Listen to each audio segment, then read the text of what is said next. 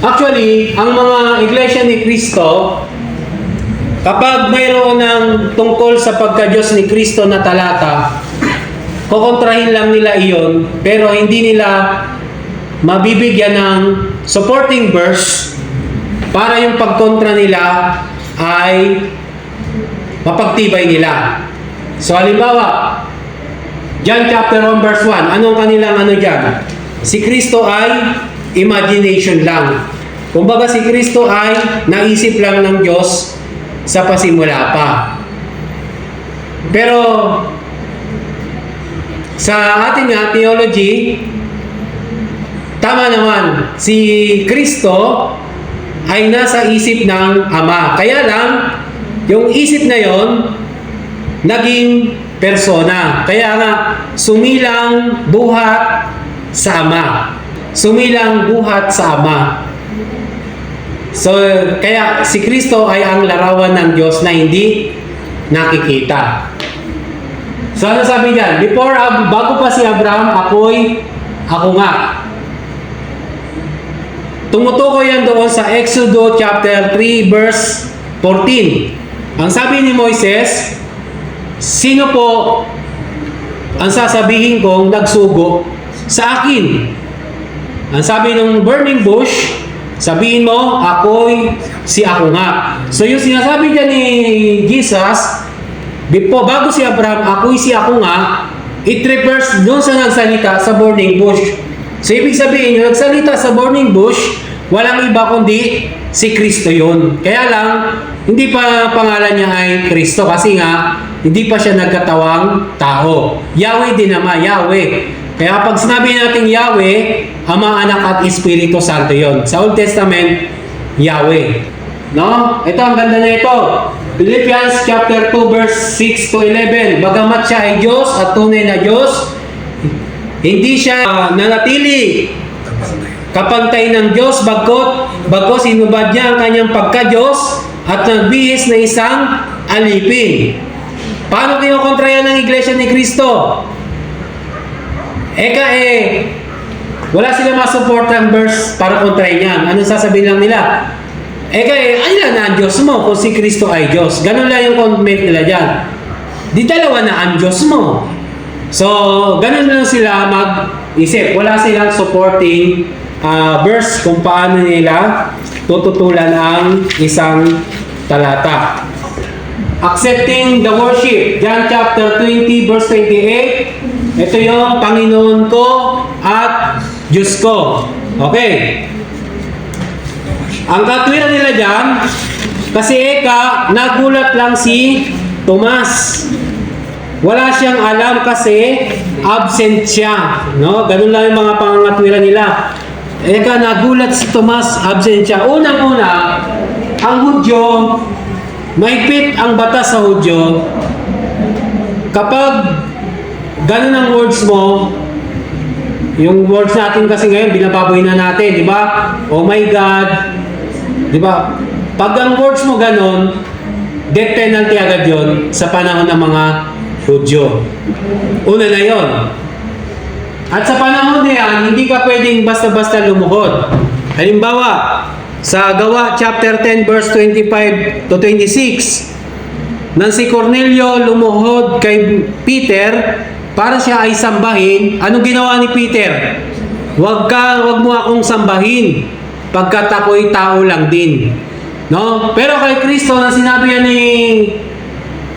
ni Apostol Tomas, hindi niya sinabi na wala siyang pagtutol. Bagkos anong sinabi niya? Yung sinabi na yan ni Tomas, sinusugan niya pa, kumbaga, kinonfirm pa niya. Saan mababasa? Sa John chapter 20 verse 29. Ano sabi diyan? Naniniwala ka lang ba kasi nakita mo ako? Mapalad ang mga hindi nakakakita ngunit sumasampalataya. Yung sabi na yon, affirmation yon doon sa sinabi ni Tomas na Panginoon ko at Diyos ko. Bukod yan, sa literasya ng Griego, wala pong punctuation mark. Walang exclamation point. Kailan lang nagkaroon ng exclamation point? 14 to 1500s na lang. From time of Apostle hanggang sa nasalin ng Biblia, wala pong exclamation point. So anong kabuuan? Wala pong mali po ang pag-unawa ng Iglesia ni Cristo sa sinasabi na yan na Panginoon ko at Diyos ko. Okay, no? Pero baka ibalik nyo sa akin. Eh bakit tayo ngayon lumulod sa mga santo? Yan naman ay patungkol sa ginawa ng hari Nebukadnezar kay Daniel.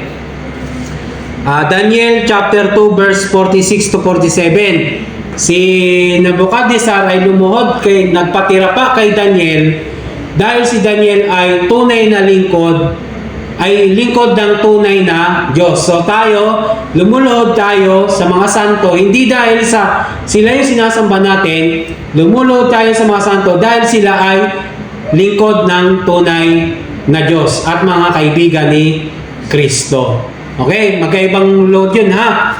So, pagkagulat nga lang ba, pwede natin tanggapin kasi, okay, sige, tanggapin natin. Pero hindi siya katulad ng panahon ngayon na pagkagulat na parang may halong pagungutya, di ba? Oh my God, pinagtatawanan na natin. Yung in nomine et Patre et Filii et Spiritus Sancti, ginagawa ng katatawanan. Di ba? Ano yun in the name of the Father, the Son, and the Holy Spirit. Sa lumang tipan, kasalanan po yun, death penalty ang hantungan ng mga taong nagsasalita ng kalapastangan sa Diyos. So, hindi totoo ang interpretasyon ng mga iglesia ni Kristo. Anong turo ng simbahan Katoliko? Of course, si Jesus ay Son of God. No? Yung title ng Son of God ay Divine Essence. No? So, tinuturo ng simbahan na si Kristo ay tunay na Diyos at tunay na tao. Sa terminology ang tawag ay hypostatic union. Si Kristo ay consubstantial with the Father, kaisa ng Diyos Ama, no? At si Kristo ay tinuturo natin na isa sa divine person, Holy Trinity. Okay, no? So, tayo ang kino-confess natin, si Jesus ay tunay na Panginoon. No? Yung name na Jesus, ibig sabihin yan ay pagliligtas na yun ang mission ni Kristo. So, ito yung mga tinuturo na ng mga Church Father. Okay, Saint Ignatius of Antioch, Jesus is Christ our God. Irenaeus, He is Himself His own right, God and Lord and eternal King. Saint Athanasius, He became what we are so that He might make us what He is. Ano sa Tagalog nito? Siya ay naging kagaya natin upang tayo ay maging kagaya niya.